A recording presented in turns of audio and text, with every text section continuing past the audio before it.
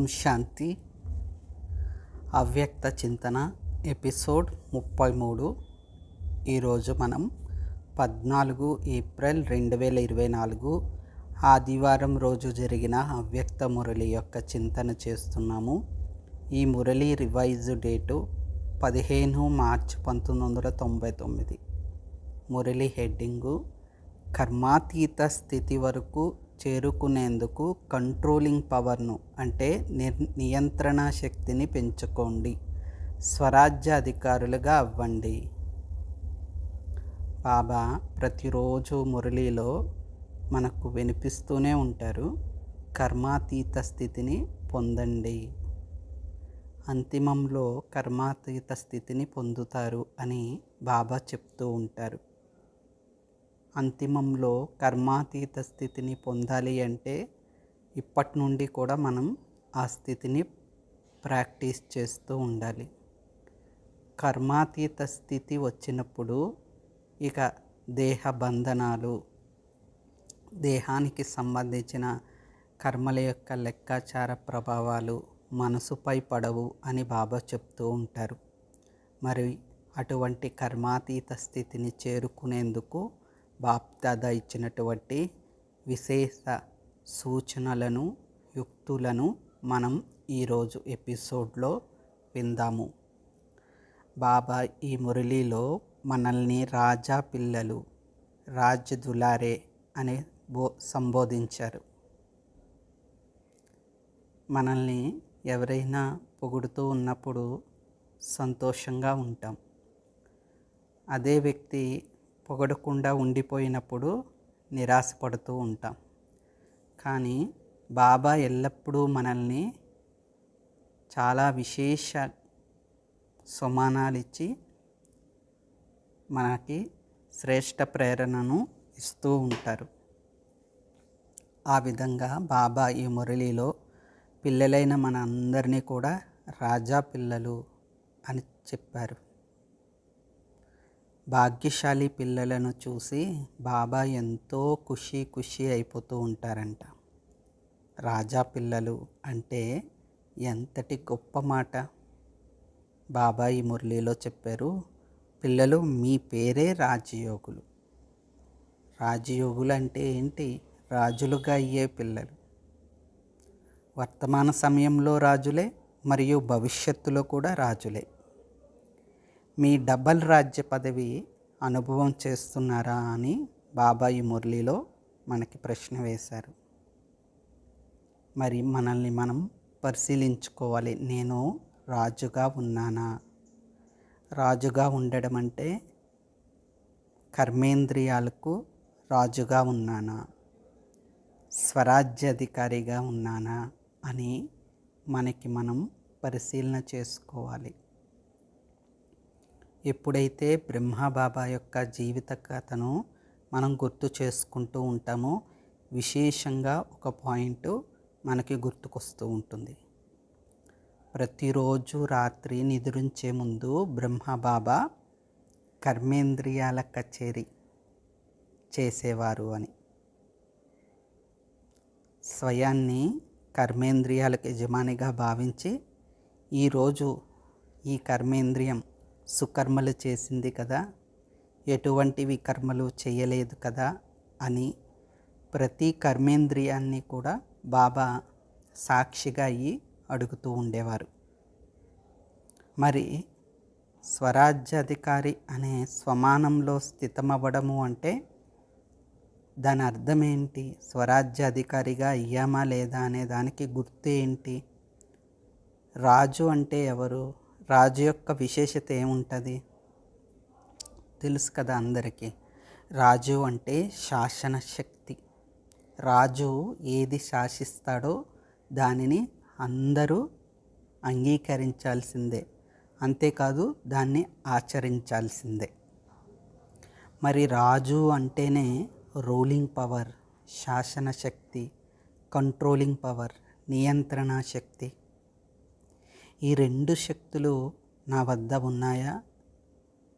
రాజ్య కర్మాచారులు సదా కంట్రోల్లో నడుస్తున్నారా అని ప్రశ్న వేసుకోవాలి. బాహ్యంగా ఇతరుల ముందు స్వరాజ్యాధికారిగా ఉన్నట్లు కనిపించడం కాదు, ఆంతరికంగా కూడా స్వరాజ్యాధికారిగా ఉన్నానా అనేది మనం చాలా చాలా సూక్ష్మంగా పరిశీలన చేసుకోవాలి. ఈ జ్ఞానం ఎటువంటిది అంటే స్పష్టమైన అర్థం వంటిది. మనం రెడీమేడ్ మేకప్గా బాహ్యంగా ఎటువంటి హంగామాలు చేసినప్పటికీ ఆంతరికంగా ఏదైతే యథార్థమైన స్థితి ఉందో ఆ స్థితికి తగ్గట్టే ఫలితం కూడా ఉంటుంది. అందుకే బాబా సాకార మురళీల్లో కావచ్చు, అవ్యక్త మురళీల్లో కావచ్చు, మిమ్మల్ని మీరు చెక్ చేసుకోండి అని పదే పదే చెప్తూ ఉంటారు. వారంలో ముఖ్యంగా కంపల్సరీగా 3 రోజులైనా ఈ పదం ఉంటుంది, ఈ సెంటెన్స్ ఉంటుంది. ఏమిటది? పిల్లలు మిమ్మల్ని మీరు పరిశీలించుకోండి, చెక్ చేసుకోండి. ఎందుకంటే 63 జన్మల నుండి మనకి అల్పకాలిక సంస్కారాలు అలవాటైపోయాయి. అవి అంత త్వరగా పోవు. దానికి యోగశక్తి కావాలి అని బాబా చెప్తారు. కాబట్టి మనం రాత్రి నిద్రించే ముందే కాదు, బాబా చాలాసార్లు మురళీల్లో చెప్పారు ఏంటంటే ప్రతి గంటకి 1 నిమిషం శక్తిశాలిగా యోగం చేసుకోండి. అదే నిమిషం ఏ కర్మేంద్రియాలు ఎటువంటి వికర్మ చేయటలేదు కదా అని ధ్యాస ఉంచుకోవాలి. చెకింగు చేసుకోవాలి. అందుకని మనం చేస్తున్నాములే అని అనుకుంటూ ఉంటాం, కానీ 2-3 సార్లు పరిశీలించుకునేసరికి అందులో సూక్ష్మ విషయం బయటకు వస్తుంది అన్నమాట. మనల్ని మనం పరిశీలించుకున్నప్పుడు ఆ విషయం అనేది అర్థమవుతుంది. మనకి అంత త్వరగా అర్థమవుతుంది. చూడండి, చాలామందిలో ఈ విశేషత, అవసరం లేని విశేషత ఉంటుంది. అదేంటి అంటే ఇతరులని లోపాలని, బలహీనతల్ని చాలా ఈజీగా పసిగట్టగలుగుతారన్నమాట. ఇది మంచిదే, స్వయం రక్షించుకోవడానికి కొంతవరకు మంచిదే. కానీ అదే బలహీనతల్ని అదే పనిగా చూస్తూ ఉండటము, దాన్ని వర్ణించడము, వ్యాపింప చేయటము, ఇటువంటి విషయాల్లోకి వెళ్ళిపోయామనుకోండి, పురుషార్థం డీలా అయిపోతుంది. ఇతరుల్లో అవగుణాలు లేదా లోపాలను చూసే కన్ను ఎంత స్పష్టంగా ఉంటుందో అంతే స్పష్టంగా స్వయం అంటే నాలో లోపాలను కూడా చూసే విధంగా అంత స్పష్టంగా ఉండాలి. ఎందుకంటే మనం స్పష్టం చేసుకున్నప్పుడు 2 లాభాలు ఉంటాయి. మనలో లోపాన్ని చూసి దాన్ని అధిగమించినప్పుడు మన ద్వారా ఇతరులు కూడా తమలోని లోపాలని తొలగించుకునేందుకు వాళ్ళకి సహయోగం లభిస్తుంది.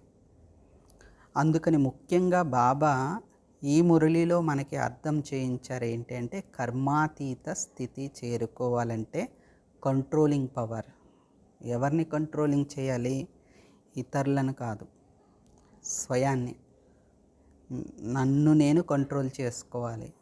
నన్ను నేను కంట్రోల్ చేసుకోవాలంటే మనసుని కంట్రోల్ చేసుకోవాలి, సంకల్పాలని కంట్రోల్ చేసుకోవాలి, బుద్ధిని, తెలివిని, వివేకాన్ని కంట్రోల్ చేసుకోవాలి.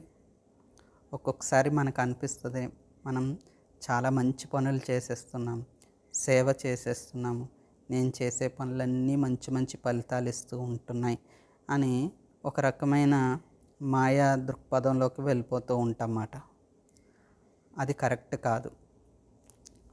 మధ్యలో పరిశీలించుకుంటూ ఉండాలి.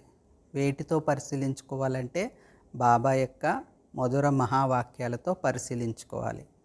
దానితో పాటు నిమిత్త ఆత్మలు ఎవరైతే ఉన్నారో వాళ్ళు చెప్పే సలహా సూచనలతో పరిశీలించుకుంటూ ఉండాలి. లౌకికంలో కూడా చెప్తారు కదా, గురువు లేనిదే విద్య కొనసాగదు అని.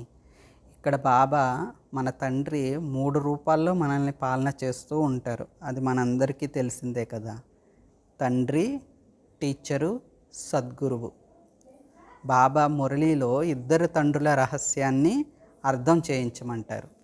అదేవిధంగా మనకి ఇద్దరు టీచర్లు కూడా ఉంటారన్నమాట. ఒకరు పారలౌకిక టీచరు, రెండవది స్వయానికి స్వయం టీచరు. కాబట్టి స్వయానికి స్వయంగా టీచర్గా అయ్యి మనం ఈ జ్ఞానాన్ని అభ్యాసం చేయాలి, సరైన రీతిలో ఆచరణ చేయాలి. మరి ఆచరణ చేయాలి అంటే జ్ఞానాన్ని విశేష రూపంలో అర్థం చేసుకోవాలి. అలా అర్థం అవ్వాలి అంటే మననం చేయాలి. మనకి ఏదైతే మురళిలో విశేష మహావాక్యంగా అనిపిస్తుందో ఆ పాయింట్ని తీసుకుని మననం చేసినప్పుడు ఆ పాయింట్ మన బుద్ధిలోకి వెళ్తుంది. కాబట్టి బాబా ఈరోజు పిల్లల కంట్రోలింగ్ పవర్, రూలింగ్ పవర్ని చెక్ చేస్తున్నారంట. బాబా ఏం చెక్ చేస్తున్నారు? నాలో కంట్రోలింగ్ పవర్ ఎంత ఉన్నదని చెక్ చేస్తున్నారు, నాలో రూలింగ్ పవర్ ఎంత ఉందని చెక్ చేస్తున్నారు. బాబా చెక్ చేస్తున్నప్పుడు బాబా సత్యమైన టీచర్ కదా, కాబట్టి మన యొక్క రిజల్ట్ కూడా సత్యంగా ఉంటుంది. దాన్ని మనం యాక్సెప్ట్ చేయాల్సి ఉంటుంది అన్నమాట.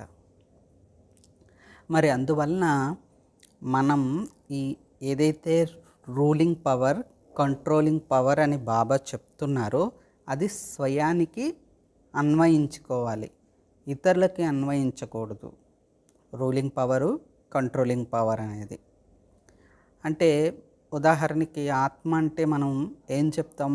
మనస్సు, బుద్ధి, సంస్కారం అని చెప్తాం కదా. మరి బాబా ప్రతి కర్మేంద్రియానికి శ్రీమతం ఇచ్చేసారా లేదా? సంకల్పం అంటే మనసు చేసే సంకల్పాలు ఎలా ఉండాలి, శ్రీమతం ఉంది. సదా శుభమైన సంకల్పాలు, శుద్ధ సంకల్పాలు చేయండి. అంటే ఈ మామూలుగా జనరల్ భాషలో చెప్పుకోవాలి అంటే పాజిటివ్ థాట్స్ని చెయ్యండి. ఇంకా లోతుకు వెళ్ళినట్లయితే బాబా చాలా స్పష్టంగా చెప్తూ ఉంటారు. ఏంటి? గతము మంచి జరిగింది, ప్రస్తుతం ఏదైతే జరుగుతుందో అది ఇంకా మంచి జరుగుతుంది, జరగబోయేది ఇంకా ఇంకా మంచి జరుగుతుంది. బాబా మనకి ఎంత జ్ఞాన సంపద ఇచ్చారంటే ఇది అంతులేని సంపద కదా. ఏమి శుభ సంకల్పాలు చేయాలి, ఏం శుద్ధ సంకల్పాలు చేయాలన్న ప్రశ్నే లేదు. మనం ప్రతిరోజు మన దినచర్య స్టార్ట్ అయ్యేది, ఈశ్వరీయ విద్యార్థిగా స్టార్ట్ అయ్యేది, ప్రారంభమయ్యేదే శుద్ధ సంకల్పాలతో. మురళియే అనేక శుద్ధ సంకల్పాల యొక్క ఖజానా. ఇక మరి నేను శుద్ధ సంకల్పాలు చేస్తున్నానా, శ్రేష్ఠ సంకల్పాలు చేస్తున్నానా అనేది ప్రశ్నించుకోవడానికి మనకి ఏంటి బేస్మెంటు, ఆధారము అంటే మురళి యొక్క చింతన. బాబా ప్రతిరోజు ఉదయాన్నే బుద్ధికి భోజనం ఇస్తారు, మనసుకి శక్తిశాలి ఆహారాన్ని ఇస్తారు. కాబట్టి మనం వీటినే మన సంకల్పాలుగా మార్చుకోవాలి. బాబా యొక్క విశేష పాయింట్స్ని మన సంకల్పాలుగా మార్చుకున్నాం అనుకోండి, అప్పుడు ఆటోమేటిక్గా అవే ఏమవుతాయి? మాటలుగా అవుతాయి.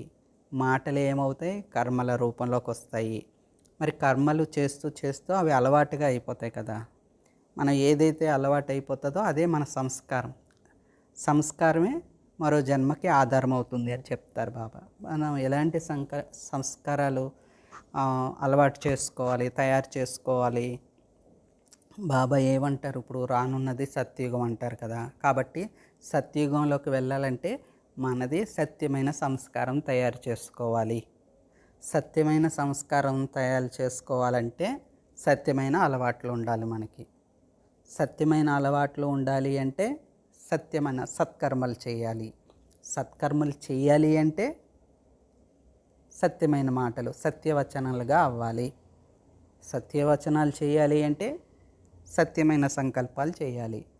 సత్యమైన సంకల్పాలు చేయాలి అంటే సత్యమైన జ్ఞానాన్ని సత్యంగా వినాలి, సత్యంగా అర్థం చేసుకోవాలి. కాబట్టి మనసుకి బాబా ఇచ్చిన శ్రీమతం ఇది. మనసుని సత్య సంకల్పాలతో నింపుకోవాలి, సత్యంగా ఉంచుకోవాలి. ఏమంటారు బాబా? సత్యమైన మనసుకి సాహెబ్ రాజే అవుతారు అంటారు కదా. మనసు సత్యంగా ఉంటే సత్యం శివం సుందరమైన భగవంతుడు రాజీ అవుతారు. అంతేకాదు విశేషంగా సాకార్ మురళిలో బాబా మనకి మహామంత్రాన్ని ఇస్తారు. మన్మనాభవ అనగా నీ మనసులో సదా నా చింతనే నడుస్తూ ఉంచుకోండి, నన్నే స్మరణ చేస్తూ ఉండండి అని బాబా చెప్తారు కదా. కాబట్టి ప్రతి ఒక్కరు కూడా సెల్ఫ్ చెకింగ్ చేసుకోవాలి. ఈ చెకింగ్ చేసుకునే విషయంలో చాలామంది చేసే అతిపెద్ద పొరపాటు ఏంటంటే కంపారిజన్, పోల్చుకోవటం. ప్రతి విషయాన్ని కూడా నేను మరియు ఇతరులు అలా ఎప్పుడూ కూడా పోల్చుకోకూడదు. పోల్చుకుంటే ఫలితాలు తారుమారైపోతాయి. బాబా ఏమంటారు ఇప్పుడు కూడా, మీరే అర్జునులుగా కావాలి. అర్జునులు ఎవరు చేస్తారో వారు అర్జునులు. ఒక్కొక్కసారి రాయల్ రూపంలో మాయ వస్తుంది. మనం బాగా పురుషార్థం చేసేస్తున్నాం అనుకోండి, మంచిగా సేవ చేస్తున్నాము, అలా అప్పుడు ఏమనిపిస్తుంది అంటే కొంతమందికి, నేను సేవ చేస్తున్నాను కాబట్టి ఇతరులు కూడా ఈ విధంగా సేవ చేసేయాలి. వాళ్ళు చేయకపోతే చిన్న చిట్టపటలు, కోపం కావచ్చు, లేకపోతే ఇంకా ఏదైనా చిరాకు కావచ్చు, ఇవన్నీ వచ్చేస్తూ ఉంటాయి అన్నమాట. కాబట్టి బాబా అందుకే ఏం చెప్పారంటే, అసలు ఇతరులతో పోలికే వద్దు. దీనికి చాలా విశేషమైన పాయింట్లు బాబా చెప్పారు. ఏం పాయింట్లు చెప్పారు? ఈ డ్రామాలో ఎవరి పాత్ర మరొకరితో కలవదు. అంత మాత్రాన నేను విశేష పాత్రధారిని, వాళ్ళ విశేష పాత్రధారి కాదు అని అర్థం కాదు. మీకుండే విశేషతలు మీకుంటాయి, వాళ్ళకుండే విశేషతలు వాళ్ళకుంటాయి. మనందరికీ టీచర్ ఎవరు? బాబా. మార్కులు వేసేది ఎవరు? బాబా. అంతేకాని విద్యార్థులు ఎప్పుడు కూడా మార్కులు వేయరు. కాబట్టి నేను ఎంత పురుషార్థం చేస్తున్నాను, నా మనసు ఎలా సత్యంగా ఉంది అన్నది మనకి మనం పరిశీలన చేసుకోవాలి తప్ప, ఇతరులు ఎలా ఉన్నారు, ఇతరులు చేస్తున్నారా లేదా అనేది పరిశీలించటం మన కర్తవ్యం ఎంత మాత్రం కాదు. సాకారంగా అలా పరిశీలించే కర్తవ్యం నిమిత్త బ్రాహ్మణాత్మలకే ఉంటుంది. ఎవరైతే నిమిత్తంగా ఉంటారో, టీచర్ అక్కేలుగా ఉంటారో, టీచర్ అక్కేలకి నిమిత్తంగా ఉండే బ్రాహ్మణాత్మ ఉంటారో వాళ్ళు మాత్రమే ఈ నడవడికలని పరిశీలించే హక్కు, రైట్ ఉంది తప్ప ఇక మిగతా అందరూ కూడా ఇతరుల్లో ఉండేవి వాళ్ళు చేస్తున్నారా లేదని పరిశీలించే కర్తవ్యం ఇవ్వలేదు బాబా. కాబట్టి మనకి మనసు శ్రీమతం ప్రకారం వెళ్ళిపోతుందా లేదా అన్నది మనం పరిశీలించుకోవాలి. మనం జనరల్గా పాయింట్ చెప్తూ ఉంటాం, నా మనసు ఈరోజు డల్గా ఉంది. ఎందుకు డల్గా ఉంది? డల్గా చేసే పదార్థాలు మనసులో పెట్టాం కాబట్టి డల్గా ఉంది. ఊరందరిలో ఉండే ఊర్లో వారందరూ కూడా పారవేసిన చెత్త అంతా తెచ్చి మీ వద్ద పెట్టుకుంటే దుర్గంధం వస్తుంది కదా. కాబట్టి దుర్గంధం వస్తుంది ఎందుకు వచ్చింది, ఇలా దుర్గంధం వస్తుందని చింతన చేయడం ఎందుకు? అసలు చెత్త తెచ్చుకొని ఇంట్లో పెట్టుకోవడం ఎందుకు? ఆ దుర్గంధం వలన బాధపడడం ఎందుకు? దీని ద్వారా సమయం వ్యర్థం, సంకల్పం వ్యర్థం కదా. కాబట్టి కర్మాతీత శక్తి రావాలి అంటే చాలా సూక్ష్మ చెకింగ్ అనేది ఉండాలి. అందుకు స్వయానికి స్వయమే, నా మీద నాకే చెకింగ్ చేసుకునేది ఉండాలి తప్ప ఇతరులని చెక్ చేయకూడదు. ఉల్టా రిజల్ట్ వచ్చేస్తాయి. కాబట్టి బాబా చెప్తారు, శాసన శక్తి అంటే స్వయాన్ని శాసించుకోవటం, సంకల్పాలని శాసించుకోవటం. నేను ఈరోజు ఇలా చేస్తాను, ఈ విధంగా బాబా చెప్పారు కాబట్టి ఈ విధంగా చేస్తాను. ఈ చేస్తాను అనేది స్వయానికి స్వయం చేస్తున్నానా లేదా అనేది చెకింగ్ చేసుకోవాలి. ఇతరులు చేస్తున్నారా లేదా అనేది అది చెకింగ్ చేసుకోకూడదు. బాబా చెప్తున్నారు, ఇప్పుడు కూడా అందరికీ అఖండ రాజ్యాధికారం లేదు. ఎందుకంటే కొద్ది రోజులు చేస్తూ ఉంటాం, మధ్యలో ఆగిపోతూ ఉంటుంది. అఖండం అంటే మధ్య మధ్యలో ఖండితం అయిపోతుంది. స్వరాజ్యాధికారి ఆత్మను అంటే బాబా దానికి అర్థం చెప్పారు. మీ మనసుపై మీకు అధికారం, మీ బుద్ధిపై మీకు అధికారం, మీ సంస్కారంపై మీకు అధికారం. అధికారి అంటేనే అర్థం ఉపయోగించుకోగలగటం. ఇప్పుడు ఒక సంస్థ ఉన్నారనుకోండి, అందులో వస్తువులు ధనము అన్నిటిని ఉపయోగించుకునే అధికారం, ఇతరులకి ఇచ్చే అధికారం, అన్ని అధికారాలు ఆ అధికారికి ఉంటాయి. ఆ అధికారి సంతకం పెడితేనే అవి ముందుకు కొనసాగుతూ ఉంటాయి. అదేవిధంగా ఈ మనస్సు, బుద్ధి, సంస్కారం నా అధికారి, నా అధీనంలో ఉండాలి, నా అధీనంలో ఉండాలి. నేను వాటికి అధీనం అయిపోతున్నానా? ఒకవేళ నేను వాటికి అధీనం అయిపోతూ ఉంటే స్వరాజ్యాధికారం ఖండితం అయిపోతుంది. ఒక్కోసారి మనసు చెప్తుంది పూర్వజన్మలు అంటే 63 జన్మలు ద్వాపరయుగం నుండి మాయారాజ్యం వలన వచ్చే సంకల్పాల ఆధారంగా ఏం చేస్తుందంటే, ప్రతిరోజు వింటున్నావు కదా మురళి, ఏం వింటావు, బాబా అదే చెప్తారు, ఈరోజు లైట్గా వింటే పోయేదేముంది అని చెప్తూ ఉంటుంది ఒక్కోసారి మనసు. రోజు బాబా చెప్పేదే కదా, పాయింట్స్ నోట్ చేసుకుంటాం. మీటే బచ్చే, ప్రశ్న జవాబు, ధారణా సారాంశం, వరదానం, స్లోగన్, వీటన్నిటితో పాటు ఒక స్వమానం, ఇదంతా చేస్తూ ఉంటాం. కానీ ఇది ఏదైతే మనసు బరువుగా ఉండిపోతూ ఉంటుందో ఒక్కొక్కసారి, అప్పుడు నవీనత తీసుకురావటం మర్చిపోతూ ఉంటాం. బాబా ఏం చెప్తారు, రోజు బిందురూప స్థితే అనుభవం చేయకండి, బిందురూప స్థితి వలన బోర్ వచ్చేస్తూ ఉంటుంది ఒక్కోసారి. అందుకని బాబా చార్ధామ్ యాత్ర చెప్పారు. అదే పంచ స్వరూపాల అభ్యాసం చెప్పారు. ఈ విధంగా స్వదర్శన చక్రాన్ని తిప్పండి. ఎందుకంటే బాబా మనకి ఏం చెప్పారు, ఒకటి నన్ను స్మృతి చేయండి, 2 వారసత్వాన్ని కూడా స్మృతి చేయండి అని చెప్పారు కదా. ఒకటి నన్ను స్మృతి చేయండి అంటే బాబాని ఎలా స్మృతి చేయాలి, స్వయానికి స్వయం ఆత్మాని భావించి తండ్రిని స్మృతి చేయాలి. మరి వారసత్వాన్ని ఎలా స్మృతి చేయాలి, స్వర్గాన్ని స్మృతి చేయాలి, సుఖధామాన్ని చేయాలి, సత్యుగాన్ని స్మృతి చేయాలి, సత్యుగంలో ఉండే దేవాత్మల యొక్క లక్షణాలను స్మృతి చేయాలి. అంతే కదా. కాబట్టి ఈ విధంగా స్మరణలో ఉండాలి. కాబట్టి ఈ స్వరాజ్యాధికారం ఖండితం అయిపోకూడదు. మనసు నా ఆధీనంలో ఉండాలి, కానీ నేను మనసు యొక్క ఆధీనంలో ఉండకూడదు. ఇది మొండిగా వ్యవహరించడం ద్వారా వచ్చే స్థితి కాదు. చాలా దాన్ని ఏమంటారంటే, ఒక రకమైన యుక్తి ఉపయోగిస్తూ చాకచక్యంగా మనసుని ఆధీనంలో ఉంచుకోవాలి. దీని మీద లౌకిక రూపంలో, ఆధ్యాత్మికతలో కూడా చాలా కథలు ఉంటాయన్నమాట. మనసుని చెప్పు చేతల్లో ఉంచుకోవడం అనేది సామాన్యమైన విషయం కాదు. అది అభ్యాసం ద్వారానే సాధ్యమవుతుంది. అందుకే మనకి జగదంబ సరస్వతి ఏం చెప్తూ ఉంటారు, మనసు అనేది చిన్న పిల్ల వంటిది, దానికి తర్పిది ఇవ్వండి, ట్రైనింగ్ ఇవ్వండి. అంతే తప్ప హఠం చేసామనుకోండి అది హఠంగా అవుతుంది అన్నమాట. మొండిగా అది మొండిగానే అవుతుంది. నేను మొండిగా అయ్యి నువ్వు ఇలా చేయి, అలా చేయకు, ఇలా చేయి, అలా చేయకంటే యుద్ధం మొదలు పెడితే అది యుద్ధం మొదలు పెడుతుంది. మనం శాంతంగా అయ్యి దానికి శాంతిని ఇచ్చినట్లయితే అది శాంతిగా వ్యవహరిస్తుంది. ఇది మనసు ఆధీనంలో అయిపోవట్లేదు కదా. అలాగే గత ఎపిసోడ్లో విన్నాం మనం, సేవను చేస్తూ స్వయానికి స్వయం సంతోషపడిపోవటం. అంటే బాబా చెప్పినట్లు నేను సేవ చేస్తున్నానా, నాకు నచ్చిన విధంగా సేవ చేస్తూ నేను సంతోషపడిపోతున్నానా. ఇది తెలివి ద్వారా సేవ చేయటం అని చెప్పారు బాబా.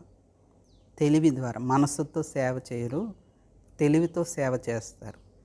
ఎనీహౌ సేవ చేసినందుకు ఫలితం అయితే తప్పకుండా వస్తుంది. ఎందుకంటే బాబా ఎవరు, దాత. సేవ చేసినందుకు ఫలం వచ్చేస్తుంది. అది అల్పకాలిక ఫలం అవ్వచ్చు, దీర్ఘకాలిక ఫలం అవ్వచ్చు. ఎప్పుడైతే మనం మనసుతో సేవ చేసామనుకోండి, బుద్ధి ద్వారా, తెలివిని ఉపయోగించి కాకుండా, బాబా ఏమంటారు, ఎప్పుడైనా మీరు ఉపన్యాసానికి స్టేజ్ పైకి వెళ్ళినప్పుడు పరంధామంలో ఉండే నన్ను స్మృతి చేసి అప్పుడు ప్రారంభించండి. అది అలా చేస్తాం. అంతేకాకుండా బాబా మళ్ళీ చెప్తూ ఉంటారు, ఎప్పుడైనా ఎక్కడైనా క్లాస్ చేయడానికి వెళ్ళినప్పుడు కొన్ని విశేషమైన పాయింట్స్ని రివైజ్ చేసుకుని వెళ్ళండి. కాబట్టి నేను చాలా జ్ఞానిని అనుకుని చెప్పడం వేరు, బాబా నా చేత చెప్పిస్తున్నారు అని అనుకుని సేవ చేయటం వేరు కదా. కాబట్టి మనసులో రకరకాల రూపాల్లో వస్తుంది. కాబట్టి మనసుని ఆధీనంలో ఉంచుకోవడం అంటే బాబాకు బలి అయిపోవాలి. మనసుని బాబాకి ఇచ్చేయాలి. బాబా అడుగుతారు కదా, మనసును పూర్తిగా ఇచ్చేసారా, కొద్ది కొద్దిగా ఉంచారా? కొద్ది కొద్దిగా మనసు దేనిపైనైనా వెళ్ళిపోతుందా? మనసు పేరు ప్రఖ్యాతుల వైపు వెళ్ళిపోతుందా? పదార్థాల వైపు వెళ్ళిపోతుందా? వైభవాల వైపు వెళ్ళిపోతుందా? ఏం వెళ్ళట్లేదు, నేను చాలా పర్ఫెక్ట్గా ఉన్నానని అనుకోవడం కాదు, చెకింగ్ చేసుకోవాలి సూక్ష్మంగా. కొన్ని చూడండి, మైక్రోస్కోప్ ద్వారా చూస్తేనే కానీ అవి కనిపించవు. అలా మన అంతర్ముఖి స్థితి ద్వారా మనలో ఈ పరిశీలన చేసుకున్నప్పుడు అప్పుడు బయటకు వస్తూ ఉంటాయి, ఈ మనసు నిజంగా వేరే వాటిపై ఉందా, పూర్తిగా బాబాపై ఉందా. ఈ విధంగా మనం చెకింగ్ చేసుకుంటూ ఉండాలి. ఊరికే సాధారణంగా అలా వెళ్ళిపోతూ ఉండడం. కర్మాతీత స్థితి అంటే సాధారణమైన స్థితి కాదు, అంతిమంలో వచ్చే స్థితే. కానీ అది ఇప్పటి నుండి ఇప్పుడు బాబా ఏమంటారు, ఇప్పుడు ఫెయిల్ అయ్యే సంస్కారమే అంతిమంలో ఫెయిల్ చేసేస్తుంది. ఇప్పుడు ఏదైతే మీకు సంస్కారం విసిగిస్తుందో అదే అంతిమంలో విసిగిస్తుంది, ఫెయిల్ చేసే విధంగా చేస్తుంది. అందుకనే మనం ఇప్పటి నుండే సాధన అనేది చేయాల్సి ఉంటుంది అన్నమాట. స్వరాజ్య అధికారం అనేది ఖండితంగా ఉంటుందా, అఖండితంగా ఉంటుందా? ఎవరికి అఖండితంగా ఉంటుంది, అందరూ ఖండితులే కదా అని అనుకోకూడదు. బాబా టీచర్గా అయ్యి కూర్చొని చెప్తూ ఉన్నప్పుడు మనం కూడా విద్యార్థులుగా కూర్చుని అంతే శ్రద్ధతో, అంతే శ్రేష్ఠ భావనతో ఆ మహావాక్యాల్ని స్వయం బాబా నాకే చెప్తున్నారు అని స్మృతిలో కూర్చుని దాన్ని స్వీకరించాలి. అంతేగాని ఇలా ఉల్టాగా మనం అర్థం చేసుకోకూడదు. అందరిది ఇలాగే ఉంటుంది కదా, అందరూ నడుస్తున్నారులే, ఎవరు మాత్రం సంపూర్ణమైపోయారు, ప్రతి ఒక్కరు ఇలాగే ఉన్నారు, పైకి మాత్రం మంచి పురుషార్థిలాగా ఉన్నారు, లోపల మాత్రం చాలా ఉన్నాయి, ఇలా ఎప్పుడు కూడా ఆ సంకల్పమే కూడా ఎలవ్ చేయకూడదు, మనసులోకి ప్రవేశించనీయకూడదు, రానివ్వకూడదు. అలా రానివ్వకూడదు అంటే ముందే మనసుకి మంచి మంచి సంకల్పాలని ఇస్తూ ఉండాలి. ఆ మంచి మంచి సంకల్పాలు ఏంటి? మురళియే. మురళి మనకు అమృతవేళ యోగం ఎంత హ్యాపీగా, ఎంత బాగా జరుగుతుందో ఆ రోజు మురళి కూడా అంతే ఆ రూపంలో మనసులోకి వెళ్ళిపోతూ ఉంటాయి. పాయింట్స్ చెక్ చేసుకుందాం. కాబట్టి కర్మాతీత స్థితిని పొందేందుకు మనసు యొక్క శాసన శక్తి ఈ విధంగా ఉండాలి. కాబట్టి ఈ ఎపిసోడు తర్వాత నెక్స్ట్ ఎపిసోడ్లో ఇంకా బాబా శాసన శక్తి గురించి మరియు కంట్రోలింగ్ శక్తి, నియంత్రణ శక్తి గురించి ఏం చెప్పారో తెలుసుకుందాం. ఆత్మిక తండ్రికి ఆత్మిక పిల్లల యొక్క ఈశ్వరీయ మధుర స్మృతులు. శుభోదయం మరియు నమస్తే. బాబా నమస్తే. అచ్చా. ఓం శాంతి.